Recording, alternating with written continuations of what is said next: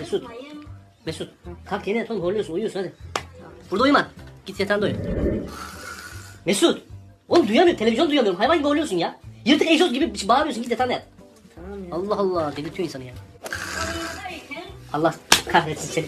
Hayvan, yırtık egzoz borusu gibi bağırıyorsun ya. Hayvan gibi bağır. İyi akşamlar, merhaba. Sen kimsin lan? Çok mu horluyor? Ha, horluyor bu. Sürekli horluyor. Horlamaya kesin çözüm. Brad Wright. Brad Wright. Ha. O ne? Abicim bu minnacık bandı takıyorsun. Abi bir daha hayatta horlamıyor. Onu taktığımız zaman horlamayacak mı bu? Horlama falan tamamen bitiyor. Bunu takınca olmayacak yani. Şunu tak bakalım. Konuşma. Tak şunu tak. Ha. Hala çok mu horluyor? Ne var ya? Hani lan bu horlamayacaktı? Brad Wright işe yaramadı mı? O zaman matkap. Matkap diyorsun. Ver abi sen onu ver. Matkap mı ver? Tak. Hadi görüşürüz.